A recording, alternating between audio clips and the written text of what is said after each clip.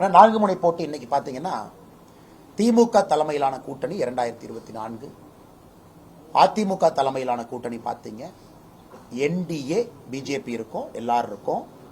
4வதா புதியவர் நடிகர் விஜய் அவங்க வர்றாங்க. நான் ஏற்கனவே விஜய் அவங்கள வரவேற்றிருக்கிறேன், எல்லாரும் வரணும். நிறைய பேர் வந்தா தான் மக்களுக்கு சாய்ஸ். அதனால நம்ம பயப்படக்கூடாது. அண்ணன் விஜய் வர்றாரு, அப்ப 3 முனை 4 முனை ஆயிடுச்சா, வரட்டும். அவர் ஒரு பிலாசபி கொண்டு வந்து மக்கள் முன்னாடி வைக்கட்டும், மக்கள் 4 பேர்த்தி பார்க்கட்டும்.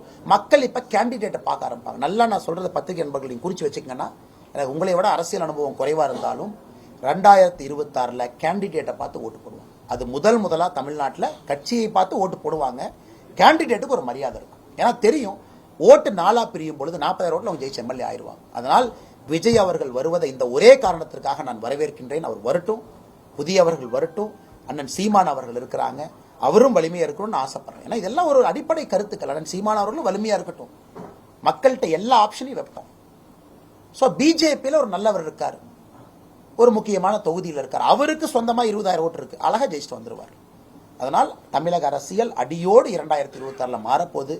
இது எத்தனை பெரிய கட்சியினுடைய தலைவர்கள் புரிஞ்சிருக்காங்கன்னு எனக்கு தெரியல. அடிப்படையாக மாறும், அதில் எந்த மாற்று கருத்தும் இல்லை. அதிமுக மீண்டும் கூட்டணி வாய்ப்பு எனக்கு நான் சொன்ன பிலாசபி நீங்க புரிஞ்சுக்கிட்டீங்க. இது கூட்டணின்னு சொல்றோம். அப்படின்னா பிஜேபி பவருக்கு வரப்போகுது. பிஜேபியினுடைய மெம்பர்ஸ் மினிஸ்டரா இருப்பாங்க, என்டிஏனுடைய பார்ட்னர்ஸ் மினிஸ்டரா இருப்பாங்கன்னா இதை பெரிய கட்சிகள் சொன்னா தானே அவங்க மாத்துவாங்க. இன்னைக்கு நான் இருக்கும்போது நம்ம தலைவர்கள் என்ன விரும்புவாங்க, ஓகே பரவாயில்ல, நாமளும் இருக்கிறோம், கூட்டணியில் இருக்கோம், ஆட்சி அதிகாரத்தில் இருக்க போறோம், that is always a better option அல்லங்கண்ணா. இன்னைக்கு நம்பர் 1 கட்சியாக எதிர்கட்சியாக இருக்கக்கூடிய நம்பர் 1 திமுகவும், இன்னைக்கு அபிஷியலா எதிர்கட்சியாக இருக்கக்கூடிய அதிமுகவோ கூட்டணி ஆட்சி.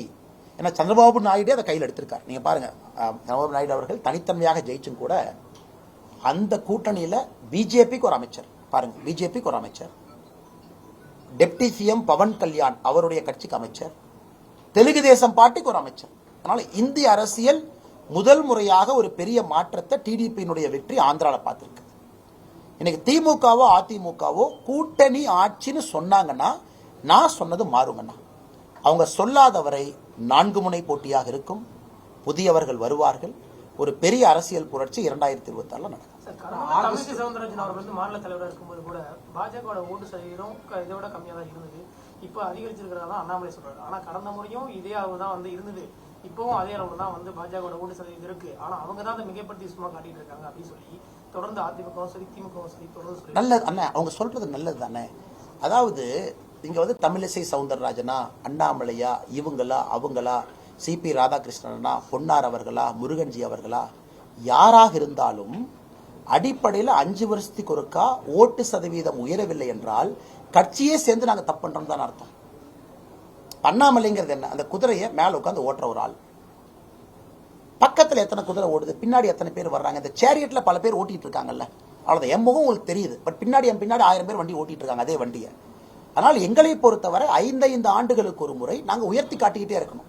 காங்கிரஸ் 2019 நின்று அதே இடத்துல 2024 அப்படியே நிக்கிறாங்க, 1.5% டவுன்.